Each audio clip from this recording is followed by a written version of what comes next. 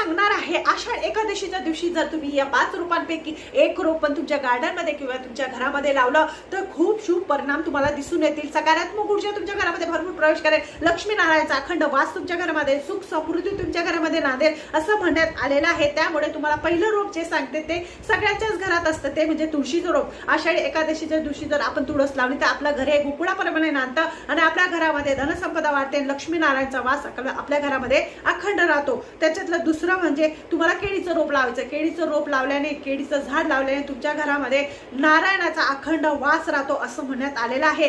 तिसरं जे आहे ते नागवेलीचं म्हणजे विड्याच्या पाण्याचं वेल, विड्याच्या पाण्याचं वेल लावल्याने सुद्धा अत्यंत शुभ मानलं गेलेलं आहे आषाढी एकादशीच्या दिवशी। आणि पाचवं म्हणजे पारिजातकाचं झाड, पारिजातकाचं झाड सुद्धा अत्यंत शुभ मानलं गेलेलं आहे, लक्ष्मीनारायणला अत्यंत प्रिय आहे। पाचवं जे आहे ते हळदीचं रोप, हळदीचं झाड तुम्ही तुमच्या घरामध्ये लावा, तुम्हाला शुभ परिणाम दिसून येतील।